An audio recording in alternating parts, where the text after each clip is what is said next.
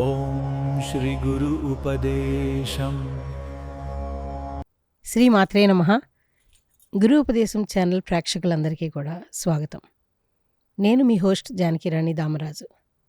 ఈరోజు మన ముందు ఉన్న గెస్ట్ గురించి కొంచెం చెప్పాలి. ప్రముఖ రచయిత్రి, విశిష్ట వ్యక్తి మరియు సంస్కృతము తెలుగు తెలిసిన తెలుగు వారందరికీ, సంస్కృతం చదువుకున్న వారందరికీ చాలా చిరపరిచితమైనటువంటి ఒక నిఘంటువు ఉంది. దాని పేరే అమరకోశం. ఈ అమరకోశం అమరసింహుడు రాశాడని మనందరికీ తెలుసు. అయితే అమరకోశాన్ని ఇంకా మనందరికీ ఈజీగా అర్థమవటానికి చాలా సులభతరంగా ఇంగ్లీష్లోనూ మరియు తెలుగులోనూ రాసి మనకు అందించినటువంటి వ్యక్తి. మరియు ఎన్నో పుస్తకాలు రాశారు. శ్రీకృష్ణ లీలాతోరణమని మరియు సృష్టి ద క్రియేషన్, అలాగే అమరకోశం, ఇంకా ఉమా సహస్రాన్ని ఇంగ్లీష్లోను తెలుగులోను ఆలవోకగా రాసుకుంటూ వెళ్ళిపోయారు. అటువంటి రచయిత్రిని మనం ఈరోజు కలుసుకుందాం. ఆవిడే శ్రీమతి వనజ గారు. నమస్కారం అండి వనజ గారు. నమస్కారం. ఈరోజు మీరు మా స్టూడియోకి రావటం మా అదృష్టంగా భావిస్తున్నాం. మేము కూడా అదృష్టంగా భావిస్తున్నాం. ఎన్నో బుక్స్ మీరు ఈజీగా రాసేశారు. వృత్తిరీత్యా మీరు లెక్చరర్గా పనిచేశారు అని చెప్పారు. ఇప్పుడు అమరకోశం అనే దాని మీద మనం ఈరోజు ప్రత్యేకంగా మాట్లాడదాం అనుకున్నాం. అమరకోశం మాట్లాడాలి అంటే దానికంటే ముందు ఏం మాట్లాడాలి? సృష్టి గురించి మాట్లాడాలమ్మా. ఎందుకని? అంటే సృష్టే కనుక లేకపోతే అమరసింహుడు ఏమి రాయగలిగేవాడు? ఓకే, అంతే కదా. అవును. అమరసింహుడు రాసింది ఏమిటంటే సృష్టి జరిగాక ఎప్పుడో మనకి ఈ కలియుగంలోని 4వ సెంచరీలో చంద్రగుప్తుని కాలంలో 4th ADలో ఆయన నవరత్నాల అనే కవులల్లో ఈయన ఒకడు. ఓకే. అమరసింహుడు అనే ఆయన ఉమ్, వేదాలు ఉపనిషత్తులు వేదవ్యాసుల వారే రాశారు. కానీ అవి మనకు అర్థమయ్యే పరిస్థితిలో లేవు. కాబట్టి మనకి అనుగుణంగా మనకి మానవులకి వీలుగా ఆ కాలమాన పరిస్థితుల భాషా పరిస్థితుల దృష్ట్యా ఈయన వివరంగా రాశారు. అయితే అది మనకి ఇంకా చాలా కష్టంగానే ఉంది ఇప్పటికి. ఎందుకంటే ఇప్పటికి 16 సెంచరీలు వెళ్ళిపోయినాయి, మనం 20th సెంచరీలో ఉన్నాం. భాష మారింది, అర్థాలు మార్పులు చెందాయి. కాబట్టి మనం ఏం చేశామంటే ఇప్పుడు ఉన్న పరిస్థితికి అనుగుణంగా రాయడం జరిగింది. చాలామంది రాశారు అమరకోశాన్ని. అయితే నేను ఏం చేశానంటే పద విభజన చేసి దాన్ని వివరించి అర్థం చేసుకోవడం చాలా కష్టంగా ఉంది. కాబట్టి దాన్ని వివరించి ప్రతి పదానికి అది ఎక్కడి నుంచి వచ్చింది, ఎలా వచ్చింది అని వివరణ ఇచ్చాను. మీరు అమరకోశం చెప్పే ముందు మన సృష్టి గురించి, సృష్టి నుంచి ఎలా అమరకోశం దాకా వచ్చింది అనే వివరం కావాలి కదా. అవును, మీరు ద క్రియేషన్ అని ఇంగ్లీష్లోను తెలుగులోను సృష్టి అని కూడా రాశారు. అవును. దాని గురించి చెప్పండి. సృష్టి అనేది మనకి కనిపించని, ఇన్విజిబుల్ అంటాం. ఇంగ్లీష్లో చెప్పాలంటే omnipotent, omni present and supreme, ultimate అంటాం. ఈ భగవంతుడు అంటే తెలుగులో సర్వశక్తిమంతుడు అంటాం. ఈ భగవంతుడు మనకి కనిపించని భగవంతుడు సృష్టి చేయాలని అనుకున్నప్పుడు మొట్టమొదటిగా ఆయన సృష్టి చేసింది ఏమిటంటే ధ్వని. ఆ ధ్వని ఓం. అంటే చాలామంది జ్ఞానులు ఇది ఇంత సులువుగా ఉందా అని అనుకోవచ్చు. నేను చెప్పేది లేమ్యాన్ వరకు కోసమే సులువుగా చెప్దామని ప్రయత్నం చేస్తున్నాను, జ్ఞానులకి కాదు ఇది. ఆ ధ్వని వచ్చాక ఆయన స్త్రీ శక్తిని ఆదిపరాశక్తిగా సృష్టించాడు. ఆది అంటే మొదలు అని అర్థం. పరా అంటే దానికి మించింది ఏమీ లేదు. అందుకే మనం పరాభవనామ సంవత్సరం అని కూడా అంటాం. పరా అంటే దానిపైన ఏమీ లేదు. భవ అంటే శివుడు, పరాభవ నామ సంవత్సరం అని ఈ సంవత్సరాన్ని కూడా పిలుస్తున్నాం. అలాగే శక్తి, పవర్, ఆది పరాశక్తిని స్త్రీ స్వరూపిణిగా సృష్టించాడనమాట. ఈ సృష్టి అనంతమైంది. ఈ అనంతమైన అంతరిక్షంలో అనంతమైన గోళాలు ఉన్నాయి. వీటిని పాలపుంతలు అంటారు. ఈ పాలపుంతలు, అనంతమైన పాలపుంతల్లో అన్నిటికంటే పెద్దది ఏదైతే ఉందో దాన్ని మనకి బ్రహ్మవైవర్త పురాణంలో గోకులంగా వర్ణించారు.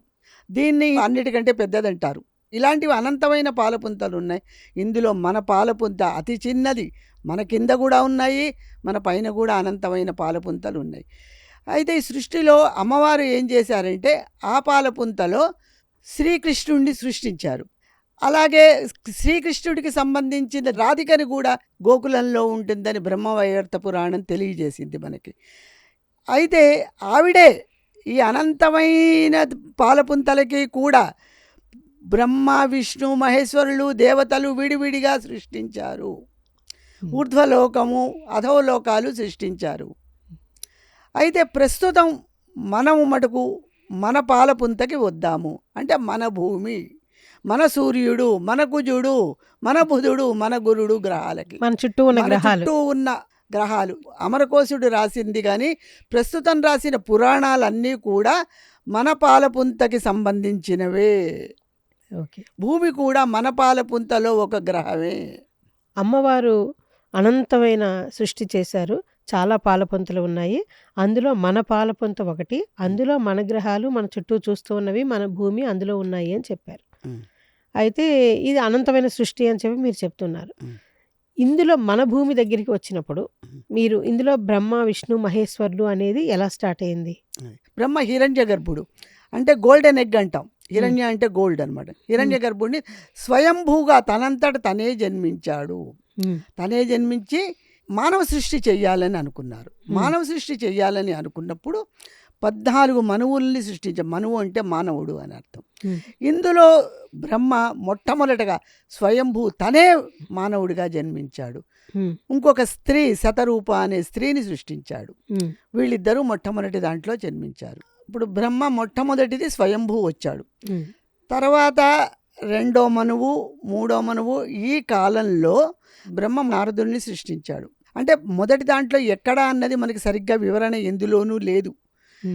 నారదుడిని సృష్టించాడు.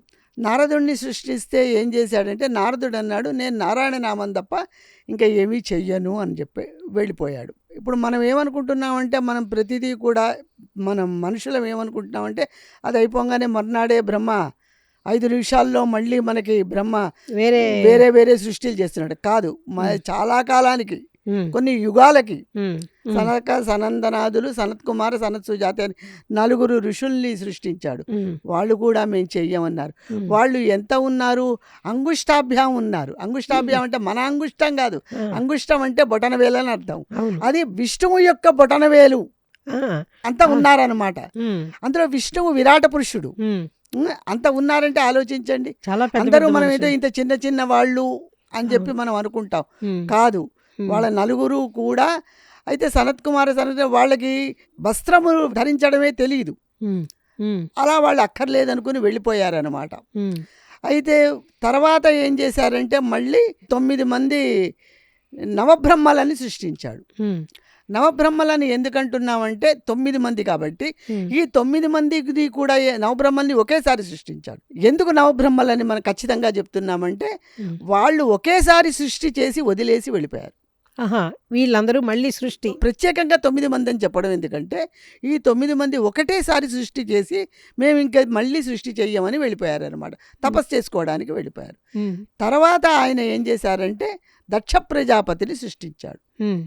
దక్ష ప్రజాపతి, ఈ దక్ష ప్రజాపతులు కూడా చాలామంది, కొంతమందిని సృష్టించాక మళ్ళీ ఇంకో దక్ష ప్రజాపతిని సృష్టించి ఇలా సృష్టించుకుంటూ వచ్చారనమాట. 6వ మన్వంతరంలో సముద్ర మథనం జరిగిందని, చక్షుకి మన్వంతరం జరిగిందని చెప్తున్నారు. కూర్మావతారం అప్పటికి అయిపోయింది. తర్వాత అందులోనే నరసింహావతారం కూడా వచ్చింది చివర్లో. దీని తర్వాత మనకి ప్రస్తుత కాలానికి అనుగుణంగా జరిగేవన్నీ కూడా వైవస్వత మన్వంతరంలోనే. వైవస్వత మన్వంతరంలో కశ్యపుడే అంత సృష్టి జరిపాడు. ఓకే. దక్ష ప్రజాపతికి చాలామంది ఉన్నారు. అందులో అదితి దితిని కశ్యపుడికి ఇచ్చి పెళ్లి చేస్తే, అదితి ద్వారానేమో ఆదిత్యులు అంటే దేవతలు అనుకోండి, దేవత సంతతంతా అదితి ద్వారా, రాక్షస సంతతంతా దితి ద్వారా పొందుతారు. తర్వాత కద్రువ, వినీత ఇలాంటి వాళ్ళందరి దగ్గర పాములు, పక్షులు. అయితే ఇందులో ఏమైందంటే, అదితికి విష్ణు మహావిష్ణువు అదితికి జన్మిస్తాడు. దితి అదితి వల్ల సృష్టి ప్రారంభమైంది. కశ్యప బ్రహ్మే సృష్టి ప్రారంభించాడు. వైవస్వత మన్వంతరంలో 28వ మన్వంతరంలో ఉన్నాము. ఇక్కడ విష్ణువు అవతారాలు, మానవ అవతారాలన్నీ ఇందులోనే వచ్చినాయి. ఇప్పుడు మన అమరకోశంలో చెప్పుకోబోయే పేర్లన్నీ కూడా వైవస్వత మన్వంతరానికి సంబంధించినవే. వీరు రాసిన ద క్రియేషన్ అనే బుక్లో ఇంకా స్పష్టంగా మీరు ఇవన్నీ కూడా చదువుకుని చూడొచ్చు, సృష్టి ఎలా జరిగింది అని. తర్వాత మనం ఇక్కడికి వచ్చారు, మీరు సంకల్పం గురించి రాశారు. మనం దైనందిన కార్యక్రమాల్లో రోజు పూజలో మన సంకల్పాన్ని చెప్పుకుంటాం. ఈ సంకల్పాన్ని చాలా వివరంగా ఇక్కడ వివరించారు. అలాగే మీరెక్కడ కూడా ఒకసారి మాకు చెప్పండి సంకల్పం ఎలాగా అనేదానికి. ఇప్పుడు ఆద్య అని ఫస్ట్ వర్డ్ వస్తుంది సంకల్పంలో. దీన్ని ఎలా చెప్తారు? అద్య. అద్య. ఎందుకంటే ఆద్య అంటే మొట్టమొదటిది అని అర్థం. ఓకే. అందుచేత అమ్మవారికి ఆద్య అనే పేరు కూడా ఉంది. ఓకే. అద్య అంటే అనంతం కాబట్టి అనంతమైన బ్రహ్మకాలాలు వెళ్ళిపోయినాయి. అయితే మనం ఏమిటంటే ఇప్పుడు ప్రస్తుతం ఉన్న బ్రహ్మకాలంలో ఉన్నామన్నమాట. అందుచేత మనం ఏం చెప్పాలంటే అద్య బ్రహ్మనే అని చెప్పాలి. అద్య బ్రహ్మనే అంటే ఇప్పుడు ఉన్న బ్రహ్మ.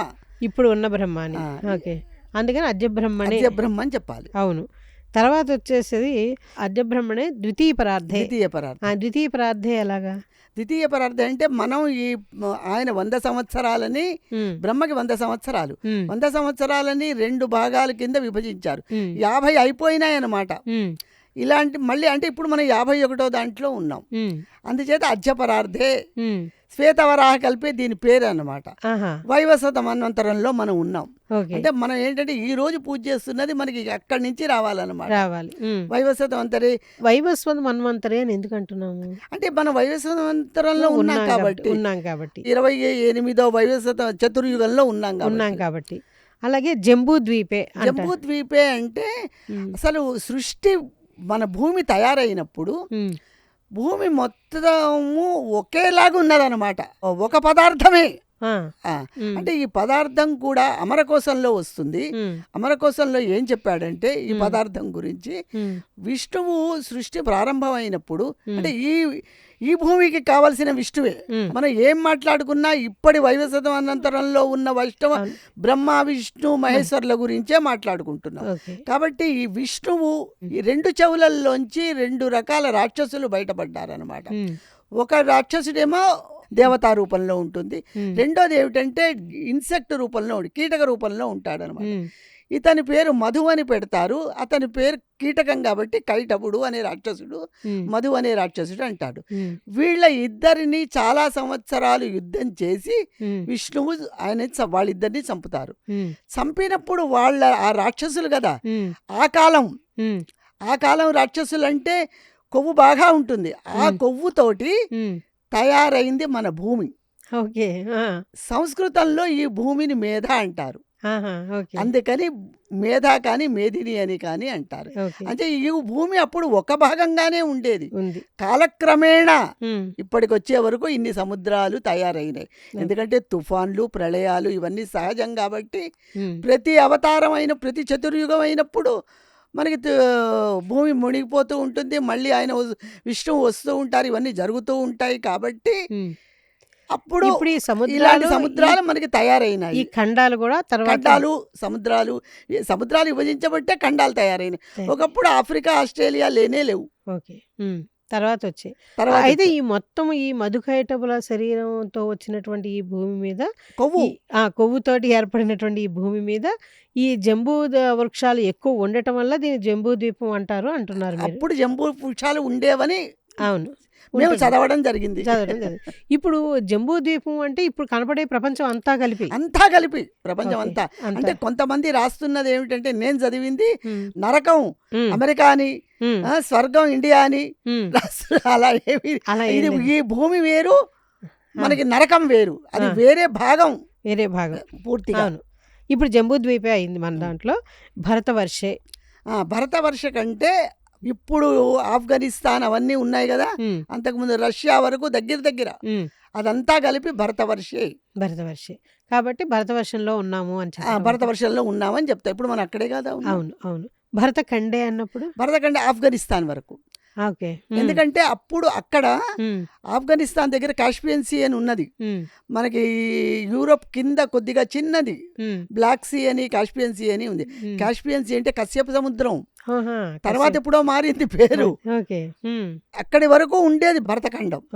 భరతఖండే అస్మిన్ వర్తమాన అంటే ఈ కాలంలో.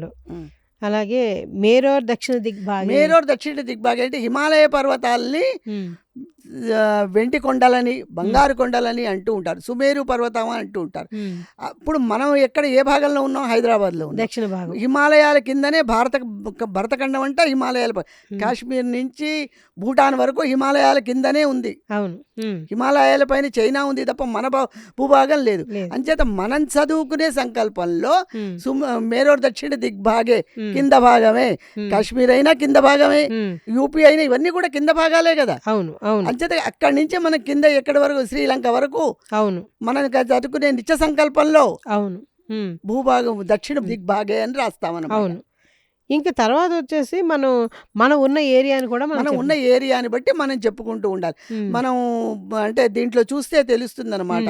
అవును. క్యాలెండర్లో చూస్తే తెలుస్తుంది మనం ఏ ప్రదేశంలో ఉంటే. అవును. సూర్య చంద్ర కాలమానాన్ని బట్టి వాళ్ళు రాస్తారు కదా. అవును.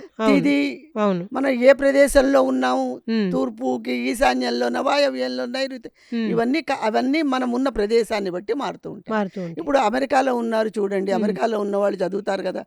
న్యూజెర్సీలో ఒకటి ఉంటుంది, న్యూజెర్సీకి దీనికి 2-3 గంటల తేడా ఉంటుంది. వర్జీనియా ఉంటుంది, అవన్నీ ఇంకా 7 గంటల తేడాలు ఉంటాయి. కాబట్టి చాలా టైం మారుతూ ఉంటుంది. ఇప్పుడు అక్కడ ఉన్న వాళ్ళు కూడా పైవన్నీ చదువుకున్న కింద టైము అసలు పైవన్నీ ఎలా చదువుకుంటారు? వాళ్ళు అమెరికా ఖండం అని చదువుకుంటారు. అమెరికా ఖండం అని చదువుతారు. ఇవి ఏవి రావు అక్కడ. ఈ సంకల్పం రాదు. భారతదేశంలో ఉన్నప్పుడే మన సంకల్పం వస్తుంది.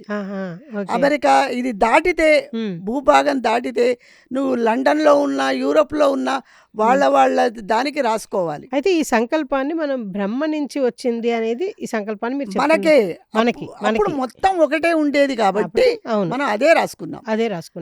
ఈ విధంగా ఈ సంకల్పాన్ని కూడా మీరు ఇందులో రాయటం జరిగింది.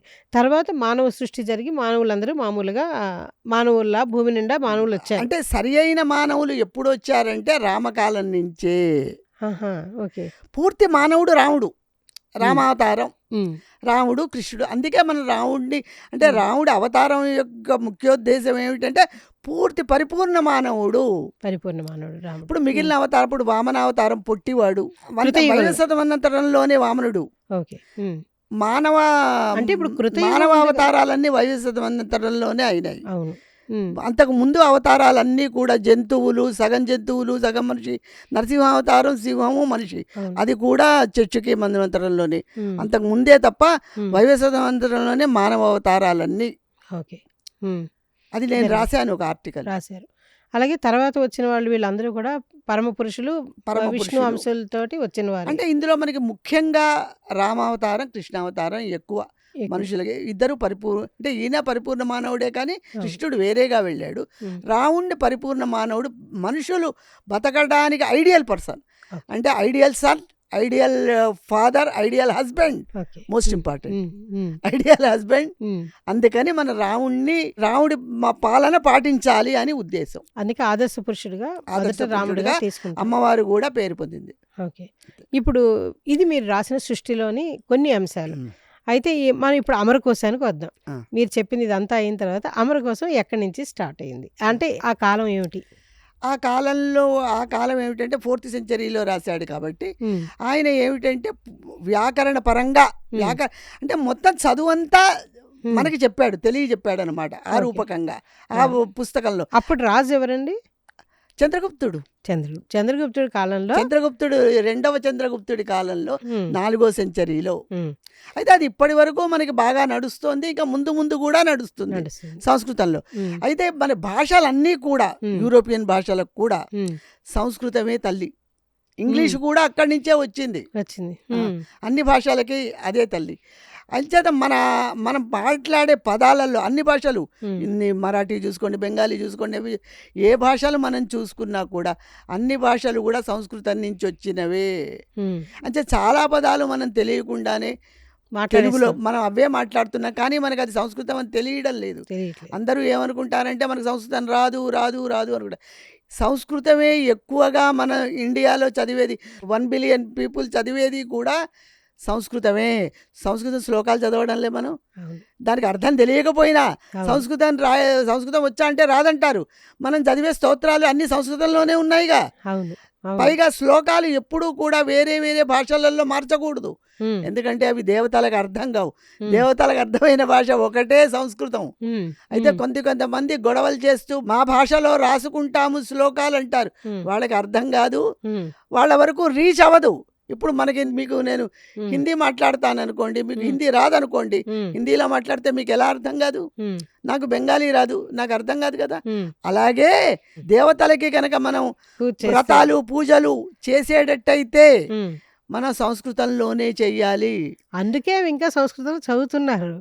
కానీ ఓకే. ఎవరన్నా అడిగితే డేటా అడిగితే సంస్కృతం వచ్చిన వాళ్ళు ఏంటంటే మాకు రాదని టిక్ కొట్టేస్తారు. సంస్కృతం మాకు వచ్చని చెప్పండి ఈసారి ఎవరైనా వచ్చి. ఓకే. మీకు సంస్కృతం వచ్చా అంటే వచ్చు, మేము సూత్రాలు చదువుతాం. ప్రతి వాళ్ళు చదువుతారు. అందరూ వాళ్ళకి చదువుతారు. రాయడం వచ్చిన వాళ్ళు రాని వాళ్ళు కూడా చదువుతారు. అవును. ఎందుకంటే ఓరల్గా చదువుతాం కదా మనం. చదువుతాం కదా. అవును, సంస్కృతం వచ్చు మనకి. సంస్కృతం వచ్చు. మన భాషలో మన ఎక్కువ మంది జీవితంలో. చదివేది ప్రపంచంలో సంస్కృతమే, భాష సంస్కృతమే. ఓకే. రాదని అనుకోవద్దు.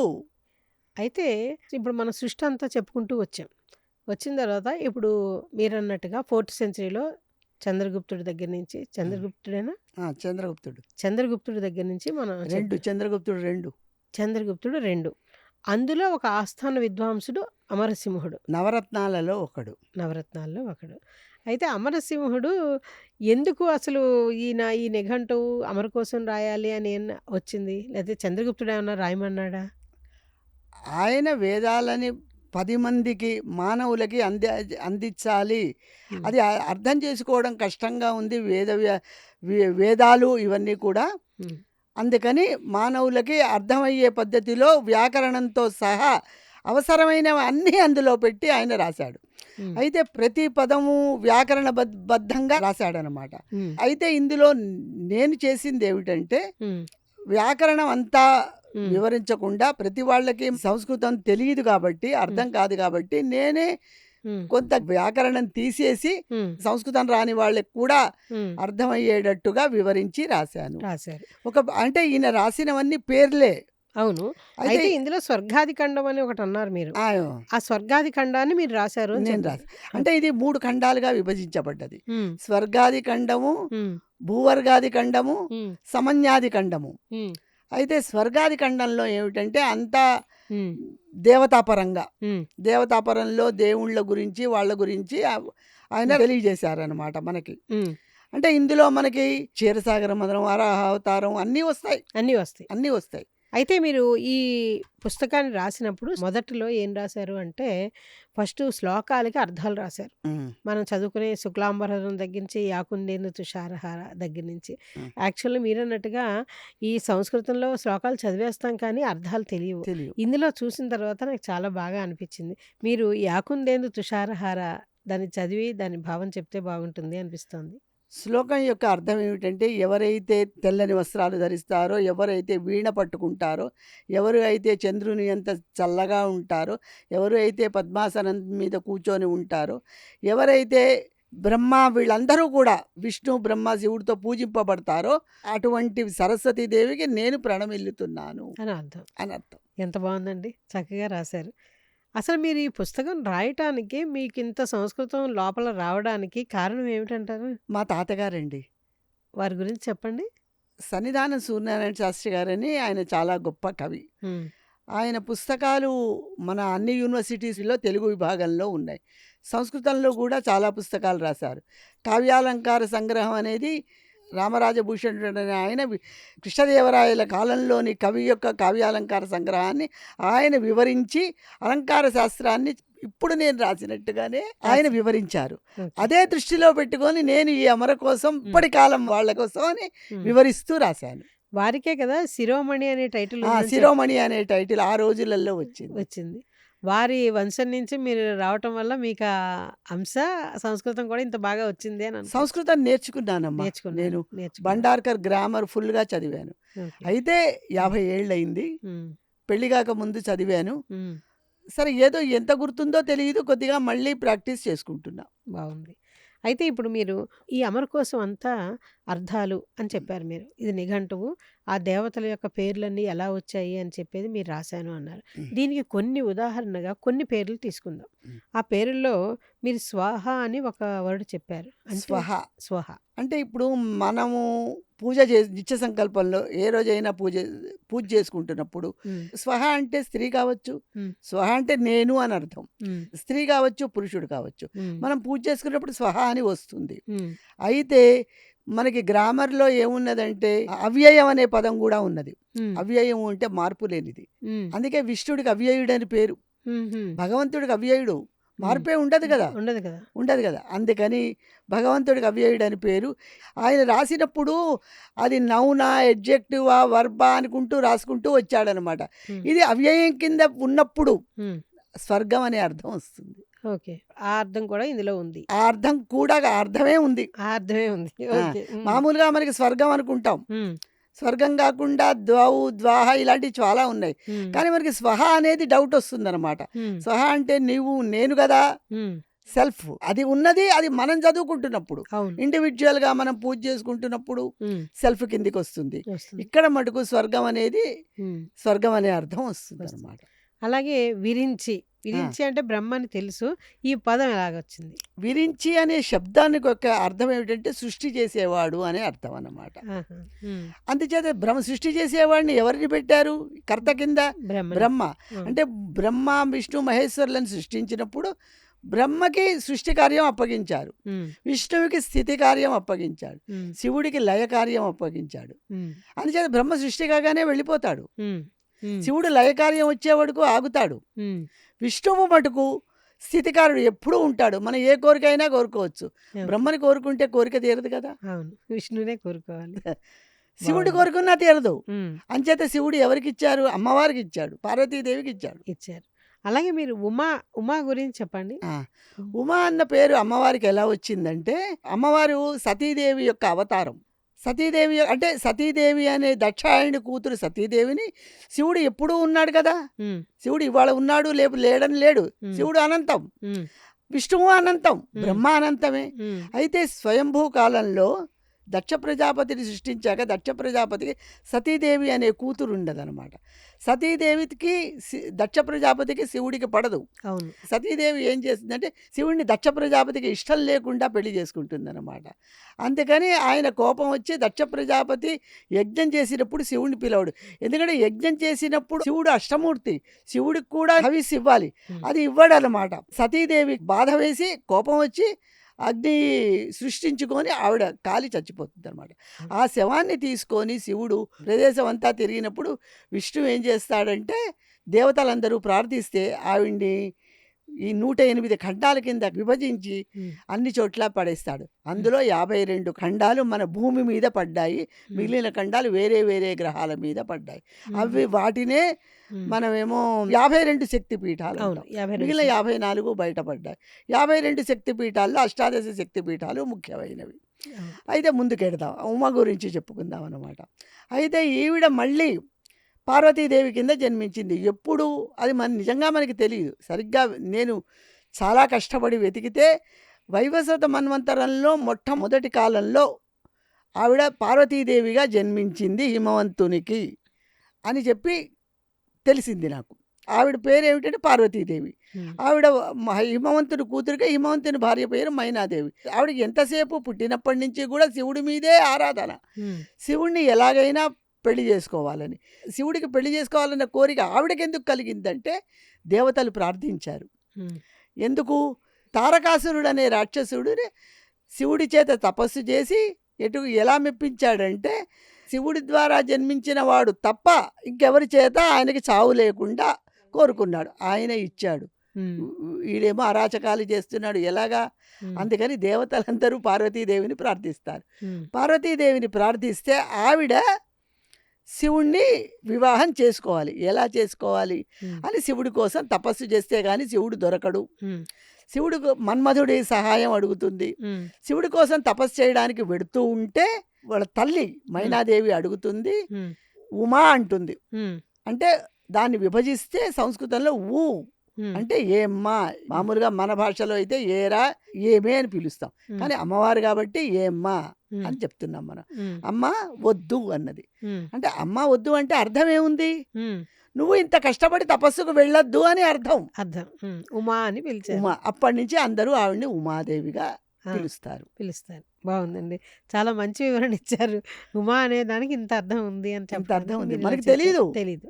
అలాగే అపర్ణ అని కూడా ఒక వర్డ్ ఉంది ఇందులో. ఇలాగే ఈవిడ అడవులకి ఇప్పుడు బయలుదేరుతుంది కదా, ఉమ్, అలాగే అడవులలో చాలా కాలం అంటే మనకు కొన్ని యుగాలుగానే చెప్పుకోవచ్చు. అక్కడేని ఉమ్, ఇవాళ రేపు తపస్సు చేయడం అన్నది కాదు, అవును. చాలా కాలం తపస్సు చేస్తుంటే ఉమ్, ఏమిటంటే ఎంత కఠినమైన తపస్సు చేస్తుంటే ఏమి ఆహారం ఉమ్, తినకుండా, ఉమ్, ఎటువంటి ఎంత అంటే ఆకులు అలములు కూడా తినకుండా ఉమ్, ఆవిడ ఏమిటంటే తపస్సు చేస్తుంది. అపర్ణ అంటే ఆ ప్లస్ పర్ణ, ఉమ్, ఆ అంటే లేదు కాదు వద్దు అని సంస్కృతంలో, ఉమ్, పర్ణ అంటే ఆకులు, ఉమ్, ఆకులు అలములు కూడా తినకుండా ఆవిడ ఉమ్. కష్టపడి శివుడి కోసం తపస్సు చేసింది అని కాబట్టి అర్థం. అపర్ణ అయ్యింది. అపర్ణ అని పిలవడం ఓకే. వచ్చిందనమాట. ఇవన్నీ కూడా అందులోనే ఉన్నాయి, అమరకోశంలో ఉన్నాయి. అమరకోశంలో రాశారు ఆయన. రాశారు.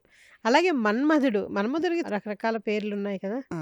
వాటిల్లో కొన్ని చెప్పండి. మన్మధుడు అసలు క్యారెక్టర్ ఎందుకు వచ్చిందంటే ఉమ్, మన పురాణాలలో కూడా ఉమ్, ఈ తారకాసురుణ్ణి చంపడం కోసం ఉమ్, పార్వతీదేవి తపస్సుకి వెళ్తుంది కదా, ఉమ్, శివుడు ఎప్పటికీ రాడు, ఉమ్, అంచేత దేవతలు కూడా మన్మధుడిని వెళ్ళమంటారు. ఉమ్, మన్మధుడికి ఏమిటంటే 5 పూలబాణాలు అనమాట. ఉమ్. 5 పూలబాణాలు అంటే మన్మధుడు ఒక్కడికే ఉమ్. ఉంటాయి, ఇంకెవరికీ ఉండవు. శివుడికి మీద పూలబాణాలు వేస్తాడనమాట. ఉమ్, వేసి పార్వతీదేవిని ఎదురుకుండా వెళ్ళమని ఉమ్, పూలబాణాలు వేస్తే నిన్ను చేసుకొని వివాహం చేసుకుంటాడు అని. అవును. అది అందుకని. అందుకని ఆయనకి ఏమిటంటే పూలబాణాలు అనే పేరుంది. పూలబాణాలు అనగానే మనకు మన్మధుడు అని అర్థమైంది. అవును. ఆయనకి అతను అనే పేరు కూడా ఉంది. ఉమ్, ఈ చెయ్యడంలో ఉమ్, శివుడికి కోపం వచ్చి శివుడు 3వ కన్ను తెరిచి మన్మధుడిని భస్మం చేస్తాడు. అవును. అందుచేత అతనికి అతను అనే పేరు కూడా ఉంది. ఉమ్, అతను. అతను ఓకే. అంటే మన అతను అంటే మన తెలుగులో వాడంటాం, అవును. కానీ అతను అంటే సంస్కృతంలో తను. ఆ అంటే లేదు కాదు వద్దనుకుని, తను అంటే శరీరం, తనువు లేనివాడు. తనువు లేనివాడు. తను అంటే మనకి తను అంటే కూడా తెలుసు తెలుసు. మనకి, కానీ మనం ఎక్కువగా వాడం తను, శరీరం బాడీ అని అవును. ఇంగ్లీష్లో అలవాటైపోయింది. అవును. అతను అంటే శరీరం లేనివాడు అని అర్థం. శరీరం లేనివాడు అంటే మన్మధుడే. ఓకే. అతను అంటే మన్మధుడు. బాగా చెప్పారండి. బాగుంది. అలాగే ఇంకా కేతనము అనే ఒకటి ఉంది కదా, ఆ, కేతన ధ్వజుడు అని. కేతనము అని ఉంది, అనంగా అని కూడా ఉన్నది. అనంగా అంటే అంటే దాన్ని విభజిస్తే అంగా అని వస్తుంది, లేకపోతే ఆ నంగా అని రాయలేము లేవు. కాదు. అవును. అంగా అంటే మళ్ళీ లేదు కాదు వద్దు అని. అంగా అంటే అంగములు లేనివాడు, ఈ పేరు కూడా ఉంది. కేతనం అంటే ధ్వజం అనమాట. ఉమ్, రెండు ఒకటే పదాలు. ఉమ్, అంటే మనకి ఇప్పుడు ఎలాగైతే దేశాలకి ఉమ్, ఫ్లాగ్స్ ఉంటాయో, ఉమ్, అప్పుడు ఏమిటంటే దేవుళ్ళకి ఉమ్, కేతనం అనేవాళ్ళు. కేతనం ఉండేది, ఆ కేతనం మీద వాళ్ళకు ఒక సింబల్ ఉండేదన్నమాట. ఉమ్, ఉమ్, ఈయన కేతనం మీద ఆ ఉమ్, బొమ్మ ఉండేదన్నమాట. ఉమ్, సారీ, ఆ బొమ్మ పేరు, ఆయన సింబల్ ఏమిటంటే చేప. ఉమ్. అంచనా మీనకేతుడు అనే పేరు ఉంటుంది ఆయనకి. ఆహా, మన్మధుడు అంటే మీనకేతుడు అంటే మన్మధుడు కూడా. మన్మధుడు అని అర్థం. మన్మధుడు అర్థం. ఆ, ఓకే. అలాగే మకరధ్వజం అంటే కూడా మన్మధుడే. ఉహుం, అయితే ఇక్కడేమో మీనం అంటే చేప, ఉమ్, ధ్వజం అంటే కేతనం తెలుసు, అవును. మరి మకరం అంటే మొసలి కదా. అవును. ఎలా కుదిరింది? అవును కదా. ఏమిటంటే ఉమ్, నేను చాలా కష్టపడగా ఉమ్, 10 రోజులు 40 గంటలు కష్టపడితే ఉమ్, ఎక్కడో దొరికింది ఉమ్. ఆ చేప పేరు మకరం అని. ఆహా, ఆ మన్మధుడి అందమైన ధ్వజుని. చేప పేరు మకరం అని. ఆహా, దాని పేరు మకరం. దాని అంతే పేరు కదా, మకరం. మకరం కాదు. అందుచేత ఆయన పేరు మకరధ్వజుడు అని మకర వచ్చింది. ధ్వజుడు అని వచ్చింది. అలాగే స్కందుడు అంటారు. ఉమ్. ఈ స్కంద అనే పేరు ఎక్కడి నుంచి వచ్చింది, ఎలా వచ్చింది? స్కంద అన్న పేరు అసలు శివుడికే. ఉమ్, అయితే ఈ స్కంద చాలా అర్థాలలో స్కంద అంటే స్పిల్లింగ్ అనే అర్థం కూడా ఉంది. ఉహుం, అంటే మనం పురాణాలలో చదివాము, శివుడు పార్వతిని చూసినప్పుడు ఉమ్, స్పిల్ అవుతుంది అని మనం చదివాం. అవును. దానివల్ల కుమారస్వామి జన్మించాడు అని చదివాం ఉమ్, అనమాట. ఈ అర్థాన్ని ఉపయోగించుకొని మనకి పురాణాలు చెప్పారు. కానీ స్కంద అంటే బలవంతుడు, శక్తివంతుడు అని. ఉమ్, బలవంతుడు, శక్తివంతుడు ఎవరు? శివుడే కదా. ఉమ్, అందుకే స్కాంద పురాణంలో సుబ్రహ్మణ్యేశ్వర స్వామి గురించి అసలు లేనే లేదు. ఉమ్. అయితే ఆ ఒక్క పాయింట్ని బేస్ చేసుకుని ఆయన పేరు స్కందుడు అని పెట్టారు. ఓకే. సుబ్రహ్మణ్యేశ్వర స్వామికి సుబ్రహ్మణ్యేశ్వర స్వామి. కుమారస్వామి. సుబ్రహ్మణ్యేశ్వర స్వామి అనే పేరు కూడా ఆయనకి ఎందుకు వచ్చిందంటే, ఉమ్, అసలు శివుడు పరబ్రహ్మ స్వరూపం, ఉమ్, అమ్మవారు పరబ్రహ్మ స్వరూపం. ఇద్దరికి పరబ్రహ్మ స్వరూపం అయిన వానికి పుట్టిన ఆయన ఉమ్, మరి పరబ్రహ్మ స్వరూపం కాక ఏమవుతాడు? అవును. అంచేత పరబ్రహ్మ స్వరూపం కుమారస్వామి పరబ్రహ్మ స్వరూపమే. అయితే ఆయన పరబ్రహ్మ అంతే, మొట్టమొదట పరబ్రహ్మమే. ఉమ్, అయితే తర్వాత కాలక్రమేణా దానికి చేర్చామన్నమాట. ఉమ్, ఆ పరబ్రహ్మ కాస్త పరబ్రహ్మన్ కింద మారింది, ఓకే. సుబ్రహ్మణ్య అయింది. అయింది, ఓకే. అంచేత సుబ్రహ్మణ్య స్వామి అనే పేరు అలా వచ్చింది. అలా కాలక్రమేణా వచ్చిందనమాట. బాగుందండి. అట్లా. అలాగే మనం 33 కోట్ల దేవతలు ఉన్నారు అని అనుకుంటాం కదా, ఆ, అది నిజమేనా? 33 కోట్ల ఒక్కొక్క పాలపుంతాలో ఉమ్, పరిపాలించబడేది 33 దేవతలతోటి. దేవతలు. ఉమ్, 33 మందిలో 12 మంది ఆదిత్యులు, ఉమ్, 11 మంది రుద్రులు, ఉమ్, 8 మంది వసువులు, ఉమ్, 2 అశ్విని దేవతలు. ఓకే. వీళ్ళు కలిపితే మనకి 33 అయ్యారుగా. 33 అయ్యారు. మరి 33,000 కోట్ల ఒక్క భూమికి కాదు, ఆ, మొత్తం సృష్టికి, మొత్తం సృష్టికి ఈ ఉమ్, అఖండమైన సృష్టి అమ్మవారు అఖండమైన చేసిన- సృష్టి, అనంతమైన సృష్టికి. ఓకే. మనమేమో ఒక్క భూమికే 33,000 ఎవరిని ప్రార్థించాలని, ఎవరిని ప్రార్థిస్తే మన కోరిక తీరుతుంది? ఎవరు కాదు, ఎవరు ఏమీ చెయ్యరు. ఓకే. భగవంతుడు ఉన్నాడు, ఉమ్, మనతోనే ఉన్నాడు, ఉమ్, మన చుట్టూ ఉన్నాడు. ఉమ్, మాయా సబళిత బ్రహ్మరూపం అంటారు భగవంతుడిని. ఉమ్, మాయా సబళిత అంటే మాయతో కప్పబడేవాడు అని. అంటే ఆయన మాయతో కప్పబడలేదు, మన్ని మాయతో కప్పేసి ఆయన ఫ్రీగా తిరుగుతున్నాడు ఓకే. భగవంతుడు. భగవంతుడు. చాలా అందుకే ఆయన మాయా సబళిత బ్రహ్మరూపం అంటారు. ఓకే. చాలా బాగా చెప్పారండి. చాలా చాలా విషయాలు తెలుసుకున్నాం. అలాగే మీరు రాసిన పుస్తకాలు ఉమ్. చూస్తే ఫస్ట్ క్రియేషన్ అని రాశారు. ఉమ్. తర్వాత వచ్చేసి అమరకోశాన్ని తెలుగులో ఒకటి, ఇంగ్లీష్లో 4 భాగాలు 4 భాగాల కింద 4 విభజించారు. భాషలు. అలాగే శ్రీకృష్ణ లీలామృతం, దాన్ని లీలా తోరణం అని పెట్టారు. ఆల్రెడీ లీలా అమృతాలు ఉంది ఉన్నాయి కదా, కదా అని. ఉన్నాయి కదా అని లీలా తోరణం అని పెట్టా. ఓకే. అది కాకుండా మీరు ఉమాసహస్రం కూడా ఇప్పుడు రాస్తున్నారు. ఉమా సహస్రం కూడా రాశాను. ఒకటి ప్రింట్ అయింది, ఓకే. ఇంకా 2 అవుతున్నాయి. మీ బుక్స్ కావాలంటే ఎలాగా? అమెజాన్లో దొరుకుతాయండి. Amazon, Flipkart, notion press. Okay. వీటిల్లో ఉన్నాయి. ఓకే. అలాగే ఈ వీడియో కింద కూడా లింక్స్ కొన్ని ఇవ్వటం జరుగుతుంది. ఎవరైనా సరే అమరకోశం కానీ, ఈ బుక్స్ కానీ కావాలంటే తెప్పించుకుని మీరు వీటిని చదువుకోవచ్చు. ఈ అమరకోశం అనే బుక్కు మాకు తెలిసినంత వరకు ఇది సంస్కృతం చదువుకునే వాళ్ళకి, పండితులకి హ్యాండ్ బుక్‌గా పనికొస్తుందని అనిపిస్తోంది. నాకెవరో కొనుక్కొని చదివి ఫోన్ చేసి మేము ఇది పరీక్ష పాస్ అయ్యామని ఫోన్లు చేశారు ఇద్దరు. అవునా? చూసారా మరి? కాబట్టి అమరకోశం అందరికీ ఉపయోగకరమైన బుక్ ఇది. తప్పకుండా మీరందరూ కూడా ఈ బుక్‌ని తెప్పించుకుని, చదువుకుని ఉపయోగించుకుంటారని ఆశిస్తున్నాం. వనజ గారు, చాలా చాలా థాంక్స్. మేము పిలవగానే మీరొచ్చి ఈ అమరకోశాన్ని గురించి చాలా వివరంగా, సృష్టి గురించి మాకు చెప్పడం జరిగింది. Thank you so much. చాలా సంతోషం అమ్మా. ఈ విధంగా ప్రజల దగ్గరికి చేరుస్తున్నారు మీరు మమ్మల్ని. చాలా సంతోషం.